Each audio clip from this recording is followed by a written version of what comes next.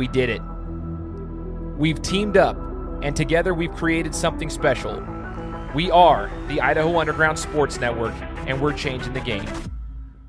We're covering Idaho high school sports in a way that you haven't seen before.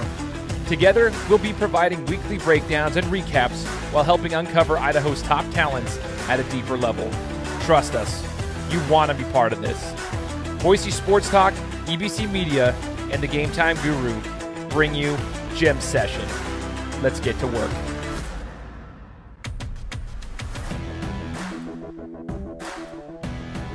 What's up, everybody? Welcome out to another episode of Gem Session, brought to you by the Idaho Underground Sports Network. Alongside AJ from EBC Media. We'll have Ty here joining us here in just a moment as he's getting some things set up on his end. So Ty from Boise Sports Talk. I am Shane from the Game Time Guru. And together we are the Idaho Underground Sports Network. We want to remind you that we are not the only creators here, content creators. However, we are the founders of the Idaho Underground Sports Network. As you guys know, if you've been following us, the Idaho Underground Sports Network, we designed this as a network. So we got to give a shout out to Cherry Films. He's a big piece of what we do here. He's our main videographer. However, we brought on Cherry to help us enhance the videography side of things. We also have Meyer Media, so shout out to Malachi. Just recently, we were able to work with Daniel Wise from his side of things to cover a couple of things from the games. And we've been talking. We want to give a shout out to some of the other people that have helped us out as well. Mike Reed, photographer over at Owyhee High School. He gave us some score updates this last weekend. He does a phenomenal job with photography. Lauren Orr, great job with his photography. Sam Buffington up north. Coach Buff, thank you so much, man. We appreciate you. Jake Bloom up north. Sutton Media. I mean, we've got a lot of content creators we want to shout out, and I know I'm missing some. We've got Lizzie over at Kuna that's willing to help us out and get us some footage over there. She's doing some of the yearbook stuff for Kuna. So shout out to everyone who's jumping on and helping us build this network as we provide more content, especially on game days. So I want to say thank you to everybody for joining us here on Gem Session. The second week of football, first week for some, second week for others is in the books, and we've got a good one coming for you. But AJ, you were on vacation this last weekend. How are you doing, man? Are you happy to be back, or do you wish you were still out there enjoying your family time? No, man, Bend, Oregon is amazing. I mean, it was a crazy weekend in Bend. I don't know how many people heard about that. I'm not going to get too into that, but yeah, just check the news. All you got to do is Google it. Yeah, Google what happened in Bend, Oregon this weekend. We were right in the middle of it. We were out to dinner a mile from where it was going down. It was wild, but man, good to be back. Love Bend. Lived there for 2 years. Got to see my sister, my fam. Got to float the river. Got to kind of show the kids. That's where we had our first. That's where Lila was born. So it was cool to go back there with her. But yeah, man, good to be back. I missed it. Great coverage by you guys. It's always fun to sit back, Shane, and kind of be a consumer. Like, as I don't even get to watch my stories. I just post. And it's such a grind. So it is always really nice to be able to sit back and just see what you guys do, see how everybody kind of has their own touch on it and their own flair, and everybody does it so different. It's a lot of fun, and it is really special what we got going on here, and it's really nice to just sit back and enjoy it sometimes. Heck yeah, man. And speaking of being a consumer, I'm going to be doing that exact same thing three times this month. So it's going to be kind of a busy month for me as far as travel. But this weekend, I have a reason that I'm actually really excited for, and that's because I'm heading to Columbus, Ohio for the Ohio State Notre Dame game. So go Bucks. But I will be a consumer on Friday night watching you guys get the coverage as well. And we encourage all you guys to do the same. If you guys are not following us on Instagram, you're missing out. Go follow us on Instagram. That's where our communication is going to be, where you guys can see the coverage, not only on our Idaho Underground Sports Network page, but also on the various entities, the media outlets that I had mentioned before. So we always communicate who's going to be covering what games, which channels to follow. But ultimately, make sure you're following us at Idaho Underground Sports on Instagram so that you guys can get all the updates and the coverage and the stat lines and everything from that. I would also encourage you guys, follow us on Twitter. We're trying to reach 2,000 followers. We're just slowly growing that channel. It's not like we're super active on it, but we are trying to grow that and communicate with the followers there. So go to at ID Underground SN. Obviously, it stands for Idaho Underground Sports Network, but obviously we had to change the name of the tag a little bit. So ID Underground SN on Twitter. This week was a really, really good week for football.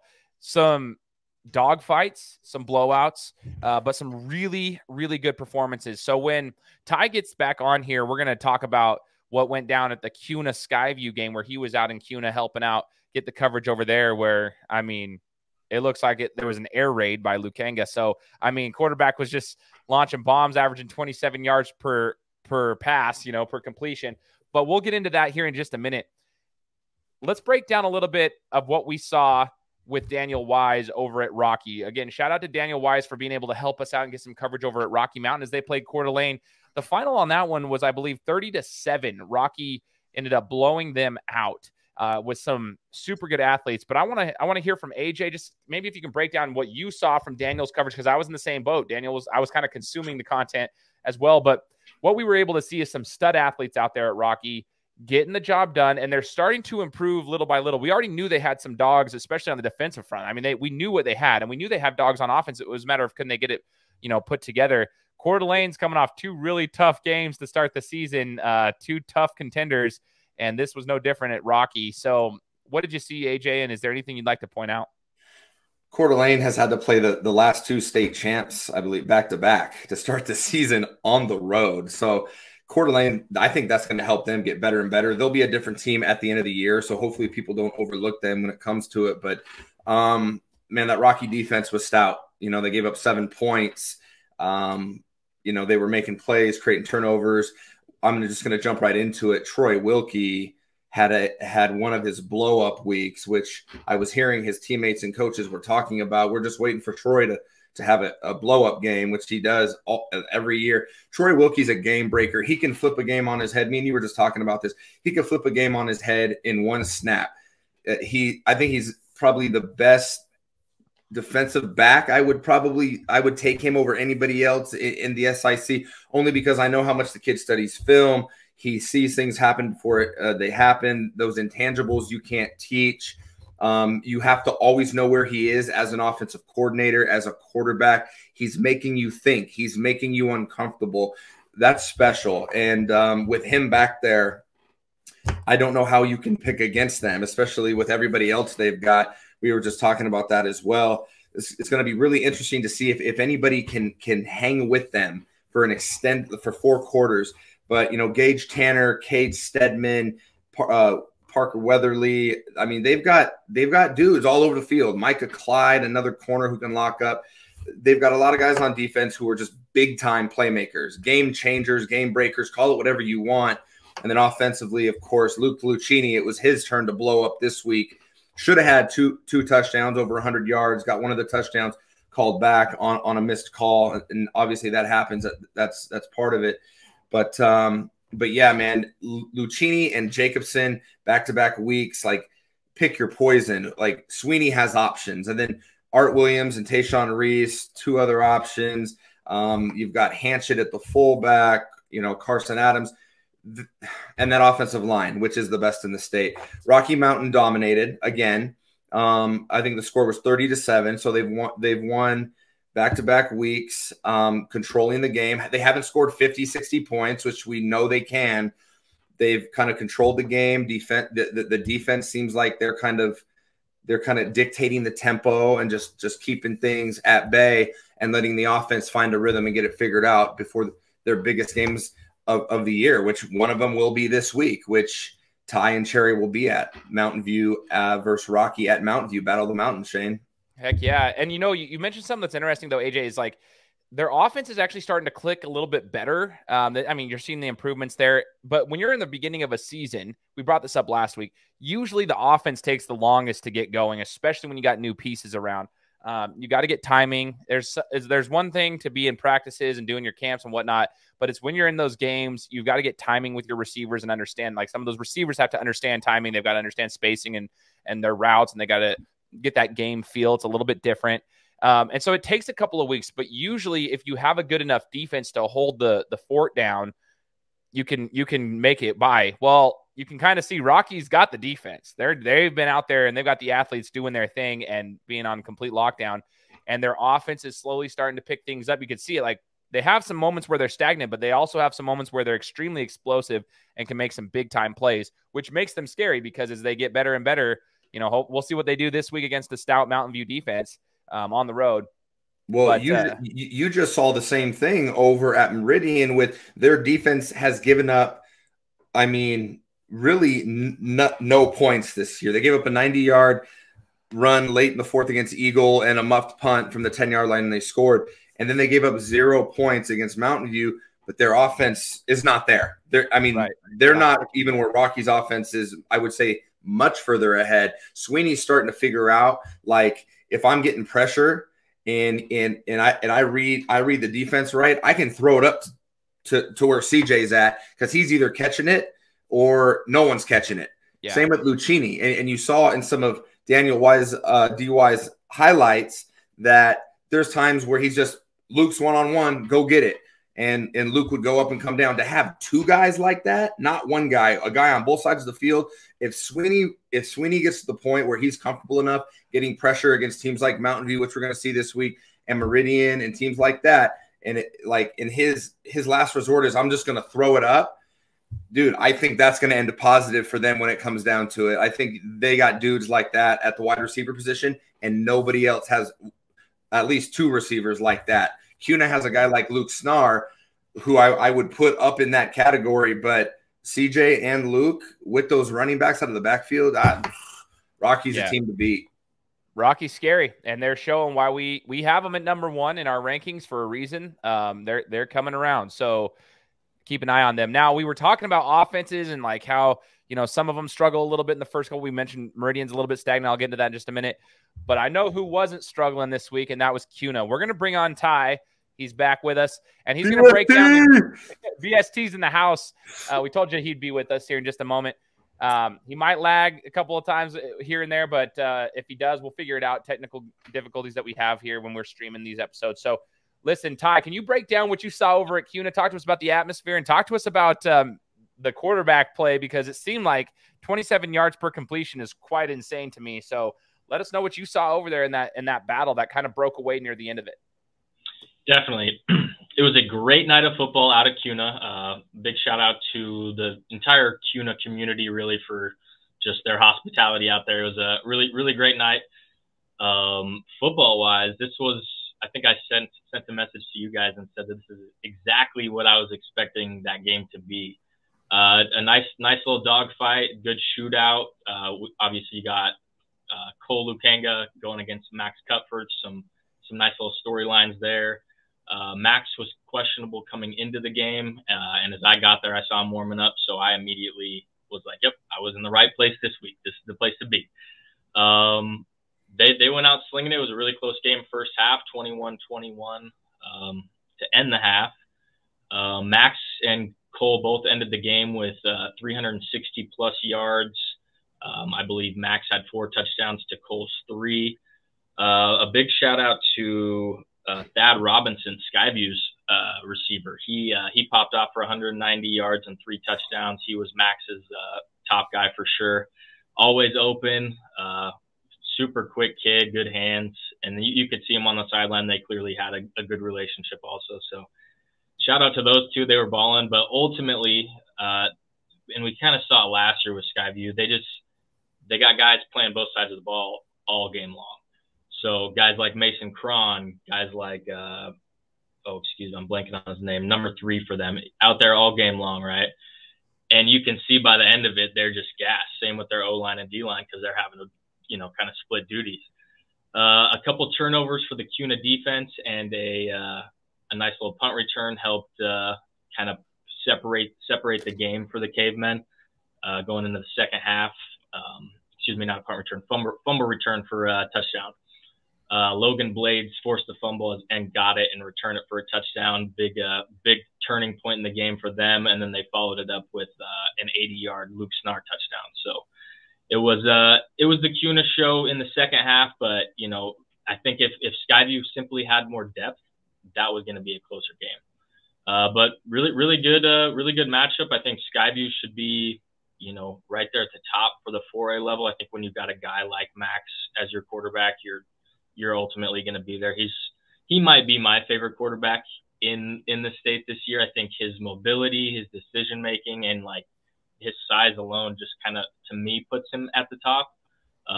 Obviously there's a bunch of dudes out here that can sling it, but to me, he's kind of the total package. And I think that alone gives them a chance at the 4A level. So I'm excited to see what they can do.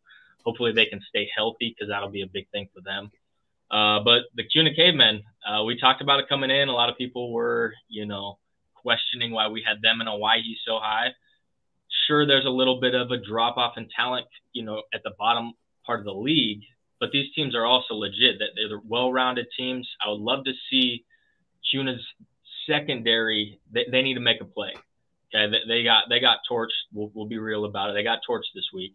And again, Max is a good quarterback, but they got to be the ones to step up if this team is gonna, be able to knock off a team like Eagle, who they face.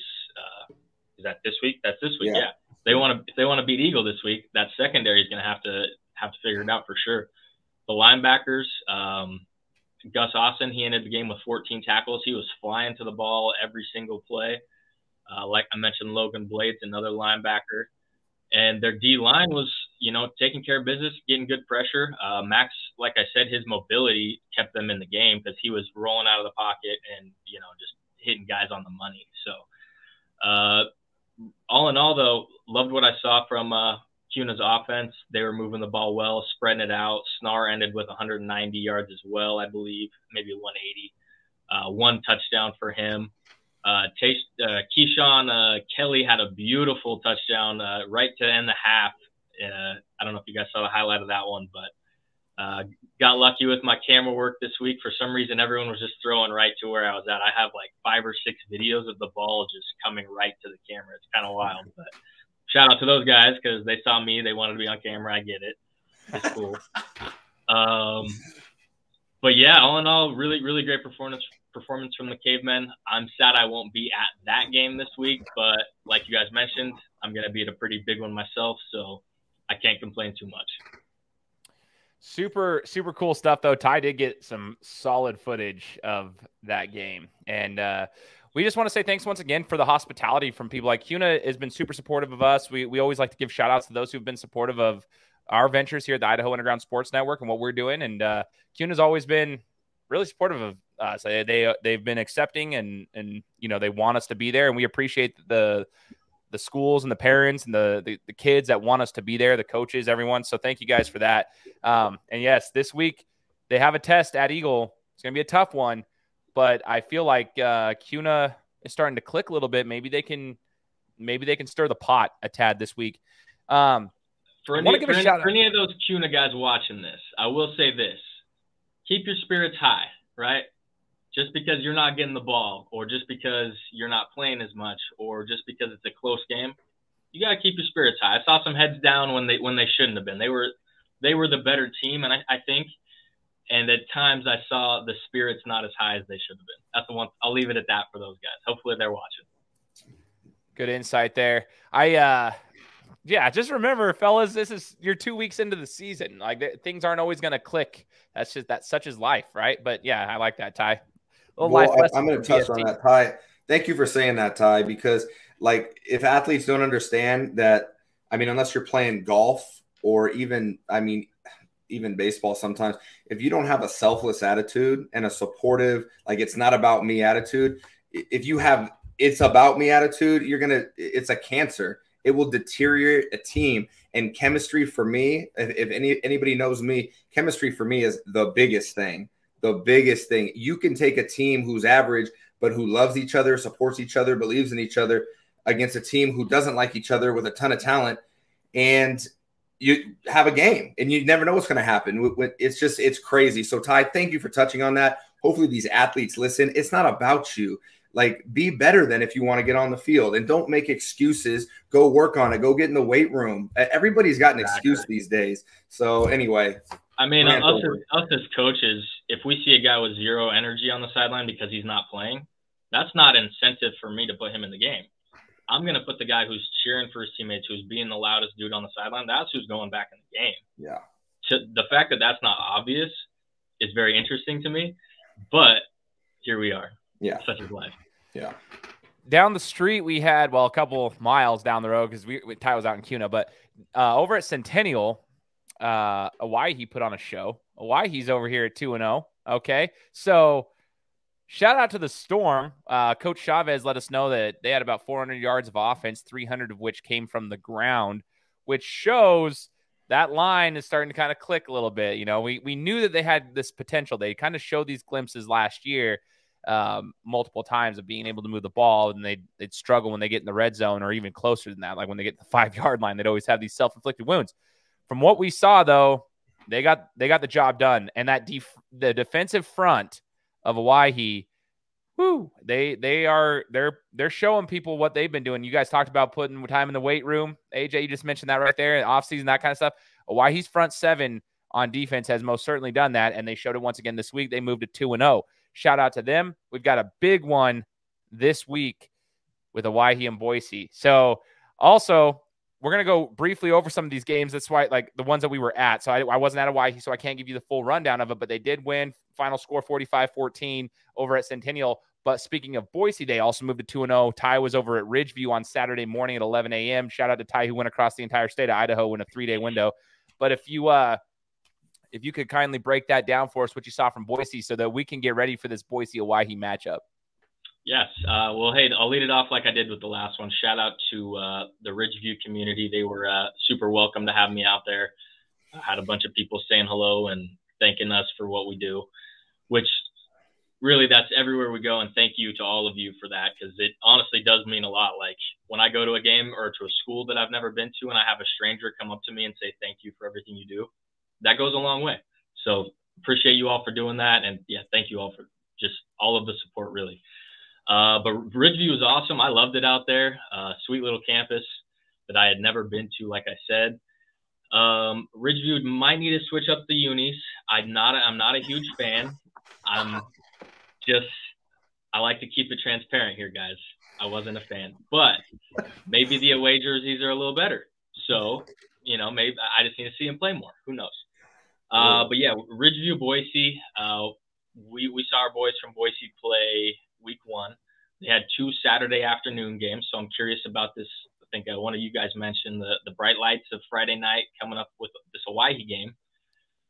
It's going to be interesting to see what they bring. But this past week, they were the better team, I think, all the way around. I think I was talking to a coach from a different school on the sideline, and he agreed with that. He's like, yeah, this game shouldn't be as close as it is. With that being said, Boise kind of shot themselves in the foot in the first half, kind of repeatedly. A bunch of penalties. They probably had 10 penalties in the first half, as well as 2 turnovers, one of which was a questionable on the goal line, whether he was already in or not, but they ruled it a fumble, gave the ball to Ridgeview. Ridgeview managed to keep it a game. Second half, they got a really crucial interception that put them into scoring position, so they ended up punching it in. Kept it a game, but Boise was, I mean, like I said, they were the better team. Offensively, defensively, they were flying to the ball. They did their job. We've talked about Luke Britt already on here before. This week he balled out once again. The first half they didn't throw to his side a single time. Second half they started to and quickly regretted it. He had I think 4 targets on the game, 1 pass breakup, and 2 interceptions. The second pick was a game-sealing one on the last play of the game. He balled out, though, and he's just a dog. He'll go and make a tackle on the run play, and he's just constantly out there chirping. High-energy guy, like I mentioned, that's what you're looking for. You want guys that are, you know, keeping the spark, keeping the fire for the rest of the team, and he's one of those dudes. So that's one of my hidden gems for the week, 100%. Britt Island? You know, they're passing offense. We've seen that, right? Saw it last year, seeing it again this year. We found our boy Marco Rossellini, got his first, I believe it was his first target, his first reception, and it was a 50-yard touchdown. That's a dub right here. That's a dub. The big fellow was moving down the field. Cooper Smith found him in the seam, and he took off. Once he got the ball, he exploded. And great throw too. Let him, you know, threw it to where he's going to be, not where he was, and he took off. We saw the Joseph Curtis Cooper Smith connection again once again this week. 80-yard touchdown for them, and those are the 2 touchdowns. Final score was 17-14, so it ended up being a close game. Ridgeview had a chance to win, but that was, in my opinion, like I said, because Boise was kind of shooting themselves in the foot. Shout out once again to their entire coaching staff. They got some dudes. Their offensive line coach gave a halftime speech that got me absolutely going. It was fun, super fun game. Glad that they pulled out the win. I think they got a very tall task this week, though. And unfortunately, one of these teams has got to lose, you know. But I will say I got to go with the Hawaii Storm in this Friday night matchup. That Friday night matchup, I believe AJ is going to be down there at DLP to check that one out. I believe it's a blackout. Boise has announced that it's a blackout for the game there. And so we're excited for that one too. It's going to be an interesting one. And when Ty was talking about Marco Rossellini and that touchdown that he had, Ty caught it on camera. So if you were following the game, you got to see it. It's exactly what I would always do. Like, I always imagined Marco, that would be like his route. Like, it's a seam route. If you're playing Madden, I'd be sending my guy up a seam, hit him, and let him take those. Like, because every stride Marco Rossellini makes, because I knew this in basketball, he covers like 10 feet of space because he's just tall and lanky, and he runs like a gazelle. So like, he's very hard to catch if you get him like going downhill. So maybe they found a secret weapon there. So real quick shout out. We apologize that we didn't have coverage of the Middleton Nampa game. We expected to have coverage of that game. Last minute changes that therefore like didn't allow us to do so. We have the bandwidth that we have is what it is, and we're doing our best to expand the network. But Middleton, shout out to you guys for showing us, you know, where you stand. You know, you beat Nampa 36-34, hard fought battle. It's a rivalry from the 4A days. They've both moved up to 5A. I'm still waiting though. I want Middleton to prove it to us against, you know, the 5A opponents that have been established here. And that's no disrespect. I think that's a dogfight. Two programs that know each other well. Excited for Middleton to do that. And I'm actually excited for Nampa as well for the fight they put up. I'm looking forward to getting to see Nampa play in person this year and kind of seeing what they've got as they get up here. They're kind of that quiet team that's doing their thing. And then Shane, go ahead. So I found out before the game that the last 2 seasons, Nampa has won the last 2 games on a last-second field goal. So when I saw that Middleton won 36-34, the first thing I thought was, did Nampa finally miss a game-winning field goal? Because the last 2 seasons, Nampa beat them last play of the game on field goals. So what a crazy score, crazy finish I heard. But those 2 teams are both hitting us up, ready to prove it. So I'm excited to get a chance to see these teams play, like you said. Absolutely. Want to also give a shout out to the Bora Lions. Apologies in advance for not being able to get a ton of coverage of you guys, but we do have, like, you know, we're well in the know what's going on. But as Ty said in our caption on Friday night when we posted all of our scores, the Lions 8, 41-0 against Timberline. Bora's showing right now that they're ready to rock and roll. We'll see when they jump up in the competition a little bit what they can do, but they're doing what they have to do. You can only beat who's on your schedule. You can only do and they're executing the way that they're supposed to be executing. So I can't fault them for that. You can't say, oh, well, they haven't played nobody. You can't say that, but like, they've executed well, which we have seen other teams that should have been executing better when they're playing, you know, certain opponents, and they're not. So Bora's doing what they're supposed to be doing right now. 41-0 shutout. And 2 shutouts. They're 2-0, and they haven't given up a point because they won 21-0 against Capital. Then they go 41-0 against. So I want to give, you know, I think it's Hudson Loudson. I always mix up. Apologies there, but I know he's back at linebacker. He's a monster, and then obviously Mr. Parker is an animal too there in the backfield. I can't wait to see them play, but their defense needs a shout out because they got 2 shutouts, haven't given up a point this year. Absolutely. Now I'm going to break down the game of the week here for y'all real quick. Mountain View and Meridian was a dogfight. It was actually what I expected. I was talking to a couple of my friends in the stands. I'm over here at Meridian High School, and it's at halftime, and they're like, man, this is a low-scoring game. I'm like, this is kind of what I expected. Last year, the opening game, you kind of saw the same thing. It was a dogfight back and forth the entire game for Mountain View and Meridian. Then I think people got caught up in what happened in the playoffs last year for Meridian and Mountain View when Meridian kind of blew it open near the end. But like, I mean, that was a dogfight at the beginning. Then the Meridian blew it open, but I expected this kind of a fight. I got to give a shout out. Mountain View's unis are so sick. Their helmets are so dope. I've got to give them credit. I told you guys before, I'm a helmet guy. I love their helmets. They look phenomenal. And then AJ alluded to it earlier. Meridian's defense, unbelievable how talented they are. Okay. They are absolutely fantastic, especially on the front seven, but their secondary, like AJ talked about last week, they got a couple new pieces, but they're dogs too. You got Landon Easton helping them out right there with some leadership, but Mason Meyer does his thing as well. Granted, here's what happened in that game. When Mason Meyer got hurt, Meridian was down, I believe, 2 corners. That's when Mountain View started going over the top. Here's the deal. Throughout that game, Mekhi Patwell and Deontay Cobb, they were the top receivers for Dawson Wall. Dawson was having a good time getting to those guys, getting them some short outs that could get them about 5, 6, 7 yards a pop, a couple of throws over the top. There were a few opportunities for Mountain View in this game. I think when Mountain View gets done with this game, yeah, they didn't score an offensive touchdown, but if they go back and watch that, they had about 4 or 5 opportunities over the top, receivers wide open, where it was about 4, 5, 6 yards overthrown each time.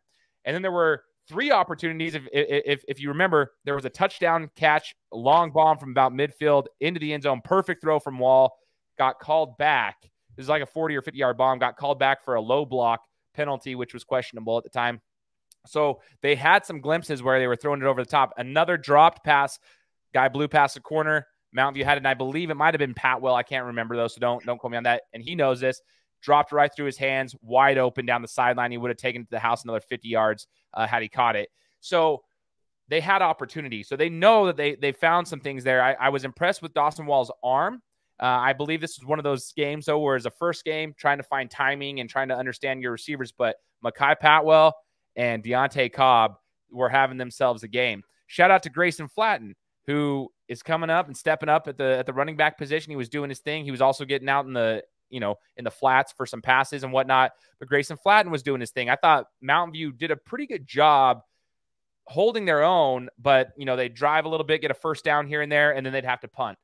Near the end of that game, though, is where you got to see Meridian's defensive leadership come into play. Meridian is backs against the wall. They're up 13-7 because of a missed extra point. That's if we go back to last year, missed extra points at Meridian were a very common theme. Their backs are against the wall, and Mountain View was driving, and they had 3 opportunities driving. They got past midfield, and they were throwing the ball decently well. They were moving the ball decently well, but Meridian did this bend but don't break once they crossed midfield, and Meridian made the stop when they needed to make the stop. Then they, kicked themselves in the foot with a fumble at midfield when they couldn't run the clock out with about 4.5 minutes left in the game, or so 4 or 5 minutes left in the game. Mountain View gets the ball at midfield again, ready to strike, down 6. Meridian makes the stops when they need to make the stops. Okay, so big shout out to Meridian's defensive leadership for stepping up. Now, in the first half, I got to give a shout out to Riley Byington, man. Byington had himself 125 yards on the ground. Him and Papi Del Rio were having themselves a heyday as far as running. I mean, that Mountain View defensive front is super stout. It's hard to get yards on them, but they had a few of those where they're lowering their shoulder, getting an extra 2-3 yards a pop because they're at least taking the contact and moving forward. It wasn't common that they took tackles for loss. They were at least getting to the line of scrimmage and getting a few yards. Shout out to both of them, but Riley Byington had himself a great catch, about a 40-yard touchdown reception on 4th and short with 20 seconds to go in the first half. It was tied 7-7. He gets that on a 4th down. They were going for it at 4th down because they were about their own 40-yard line, and he gets the pass in the middle of the field, takes it to the house. I think they might have found something there as well with some of those routes that they were running. Zeke was looking, I think that might have been his third option, quite honestly, because his outside receivers were covered. But Byington was wide open in the middle of the field because the offensive line gave him enough time to block. So shout out Byington for having himself a game and what ended up being the game-winning touchdown, although it was in the first half of the game. Super cool. But I also got to shout out our guy, Nathan Reynolds, man. We know him for his defensive tenacity. He is an absolute dog at the linebacker position. He does his thing. But on offense, if y'all didn't know, he can catch the ball and move as well. He took a little tight end screen pass and broke it about 60 yards. I missed it. Everybody seemed to have missed it on the sideline because we're running over to the other side of the field to try to get some footage while they're coming down the field. And all of a sudden, he starts breaking these tackles, and he's going zigzagging, it felt like, across the field. It took forever to get there, and long play. But Reynolds had himself a monstrous touchdown as well as just lockdown on the defensive side of the ball. And Meridian got it done, 13-7 in a dogfight. Like AJ said, Meridian hasn't given up. They didn't give up a touchdown on defense. That lone touchdown was Mason Childs. Give him a shout out as well. Picked up a fumble, returned it about 15, 20 yards. for a touchdown, which was a momentum shifter. It was 7-0 Meridian. They fumbled the ball deep in their own territory. Childs picks it up and goes. But Meridian didn't give up a touchdown defensively. So 13-7.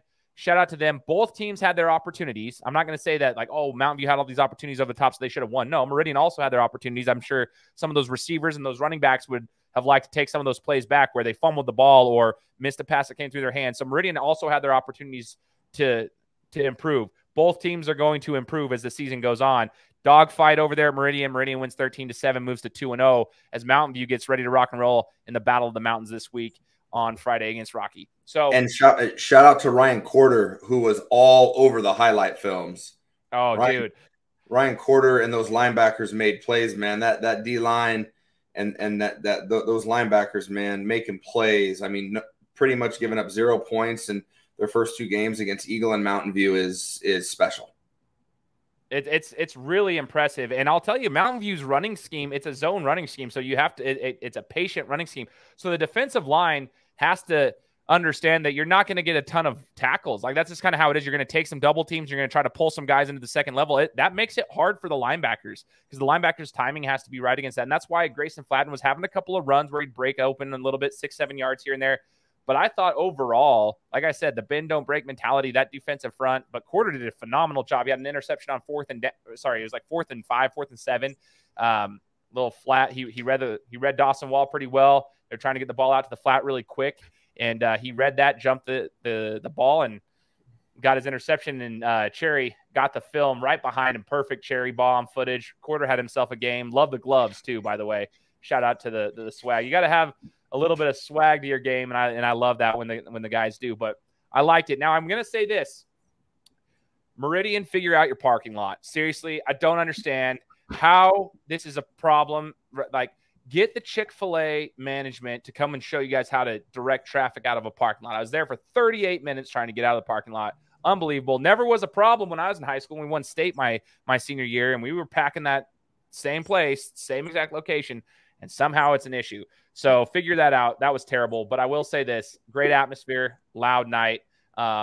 Maybe Jason Moore and I can chat about that and try to get some stuff coordinated for them to figure out their parking lot because that was atrocious.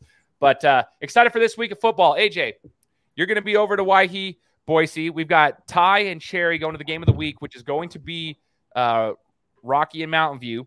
We're going to have some coverage of Nampa. We're hoping to get over to Eagle and Kuna as well if Daniel Wise can get over there. He is. Right? Daniel Wise will be there at the Kuna at Eagle game. He's set up for that.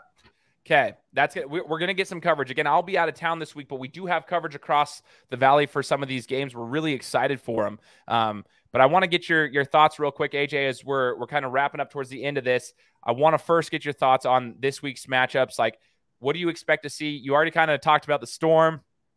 What do you expect out of this game of the week, I should say, with Rocky and Mountain View?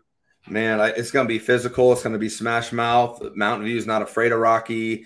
You know, these have been the 2 best teams the last couple of years. Obviously, it's a different head coach, a lot of new pieces for Mountain View, but they looked great against Meridian. And it's going to be interesting to see how much progress they make offensively, specifically against from week 1 to 2 as they go up against Rocky. And I'm actually going to be curious to hear from some of these Mountain guys whose defense is better and just kind of pick their brains based on what happens, obviously. But I think it's going to be a good game. I think Rocky Mountain, I think it's going to be a closer game. I think it'll be more like the Middleton game where it's 21-7 or 28-20 or something like that. I think it'll be a closer game. I think Mountain View will be a little bit more comfortable and creative on offense. And, but ultimately, like we talked about Rocky at the beginning of this whole thing, Rocky Mountain's defense, I mean, you're going to have to go out there and you're going to have to show us that you can put enough points up against them to outscore all those freaks they have on offense. So I got Rocky in that one. Who do you got in that one? I'm taking Rocky in that one. However, after seeing Mountain View in person, I truly believe if they can – that's so tough for me, actually, because I haven't seen Rocky in person yet, but I saw Mountain View. I saw the glimpses. I see Dawson Wall coming off an injury, right? And so I wasn't sure what I was expecting with his arm.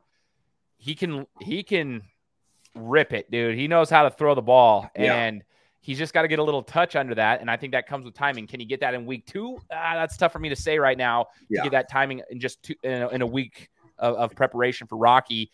So I'm going to take Rocky in this one. But I do see Mountain View. I mean, their defense was solid. They made Zeke work for it when he had to run around and try to get the ball out, and they made those running backs. They forced some turnovers. They know how to get the ball.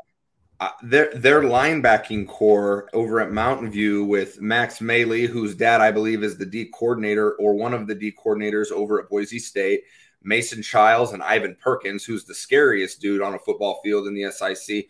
Those are their linebackers. That's comparable to what they got at Meridian and what they got at Rocky.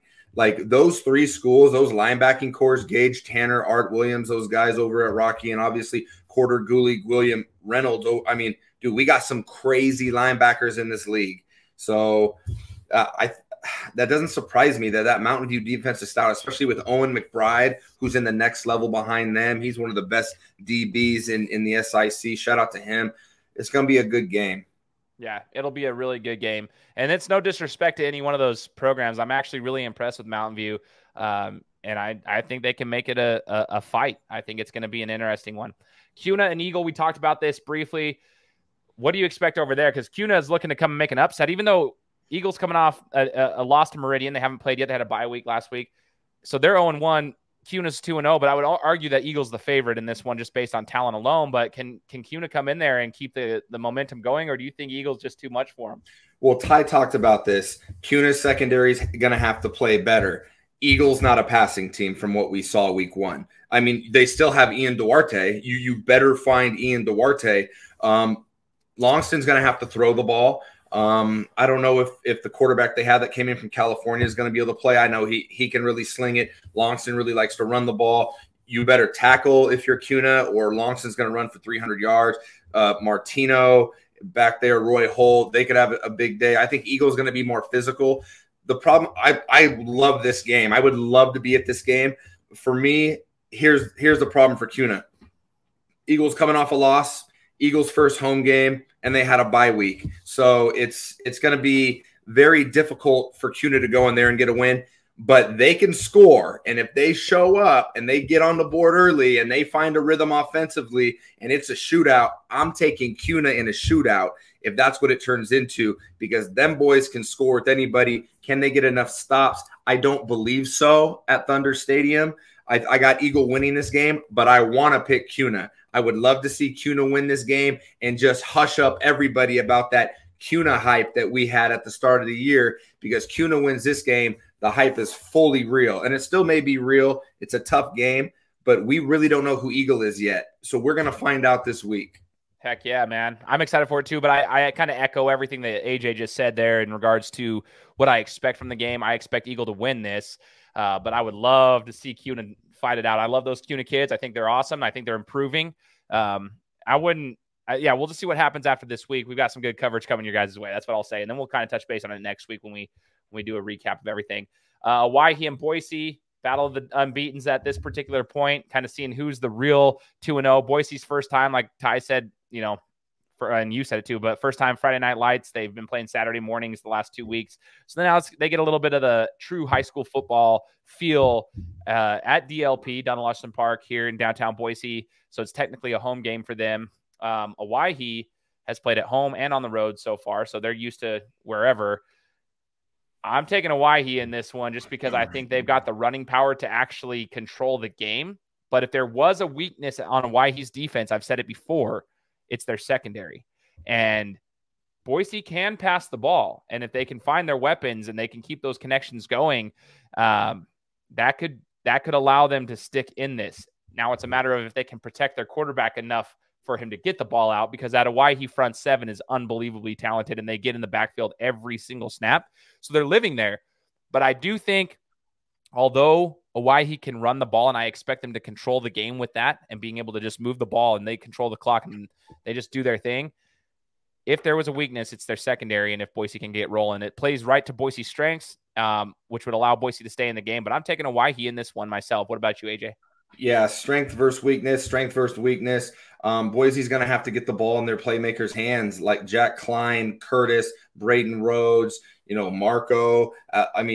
Caleb Allen. If these guys can get the ball in their hands and make plays against that secondary, I think Boise could have something. Because I agree with you. I don't think they're going to have a lot of time to throw the ball with how ferocious that front seven has shown that they are. And Boise's not extremely physical up front. Waihe offensively, I think, is going to dictate tempo. They're going to run the ball. They've got some weapons on the outside. I just think both these teams have improved significantly. They're both 2-0, both won one game last year. I've got Waihe progressing faster than I have Boise. And that's not to take anything away from Boise, because Boise's going to come out angry and they're going to come out with an edge. They're going to listen to this. They're going to have words for us. It's going to be hype. I cannot wait. Waihe's fans are going to show out. Boise's fans are going to show out. It's going to be all black and red Friday night at DLP. I cannot wait. I can't wait to see my boy Max Saavedra, who had 2 touchdowns last week, get shifty with somebody and break some ankles for the camera. But Luke Britt and the boys, they're not about that life. And Ty was talking about Britt Island. He's one of the top corners in the SIC as well. Cannot wait for this matchup, Shane. Wish you were going to be there with me. I'll be in Columbus watching it, though. Don't worry, man. I'll be over there following the page. We already touched base on this, guys, as we're wrapping this up. Troy Wilkey is our player of the week. You'll hear more about this on our page. Make sure you're following us on Idaho Underground Sports Instagram. So make sure to go check us out there. But AJ already talked about Troy and his dog of a game on Friday against Coeur d'Alene. Troy was doing it all. Shout out to Troy Wilkey for being our offensive player of the week this week with the Idaho Underground Sports Network. We're looking forward to seeing what he does this week. Big-time players make big-time plays in big-time moments. They've got a big one against Mountain View this week. Again, we'll be there providing you guys the coverage. So see what Wilkey can do at Mountain View. Go ahead, AJ. Last thing. I want people to know how special this kid is. We just put him as offensive player of the week, and he's a defender. The boy had a punt return, a crazy punt return. So we could call it special teams, could call it offense, could call it defense. He was just all around the player of the week. He blocked a field goal. He had a punt return that was a game changer. And I believe he had a pick 6, I know he had a pick. I don't know if it was a pick 6, but dude was getting busy, and it will not be the last time. So heads up, Mountain View, Troy Wilkey will be out there in center field. I'm so glad you clarified that, because I clicked the button that said offensive player of the week. And I was thinking in my head, yeah, he scored all these touchdowns. We know where he's at on the field. Okay. Yeah. He's an all around, he's a gym. So we know where he's at on the field. He was scoring points. He's getting the job done. So we know he's not just an offensive player. He's not even an offensive player, but that's why I had that on there, because I clicked the button. I was like, oh yeah, because he's scoring points. There we are. So thank you, AJ, for the clarification there. But Troy, we're going to see what you do this week. If you can lock it down against Mountain View, it's going to be a tough ask, but I think you can do it. He's one of our hidden gems out here. That's what we're here to do. We're trying to uncover Idaho's hidden gems and give that coverage to the guys who are making plays. Excited to see what he does this week. Now, again, I'll remind you guys, if you're not following us already on our social media platforms, make sure to follow Ty at Boise Sports Talk. We're glad that he was here with us for at least the time that he could actually break down some of the games he was at. So that was exciting. Ty just hit 10K on his social media platform. So shout out to him for doing that. AJ's over at EBC Media. I'm going to remind you guys, you're going to want to be on these channels. Go follow them, because we're going to be providing those coverages on these separate channels if they're not the game of the week. So go follow EBC Media. He's also doing soccer as well as volleyball. Shout out to Cherry Films for his videography. Go follow him at Cherry_Films with a Z _. You'll see that here on the screen. And then you can follow me at Game Time Guru on Instagram. If you want to follow my podcast, as well as get some of the coverage on the games that I'll be at if they're not the game of the week.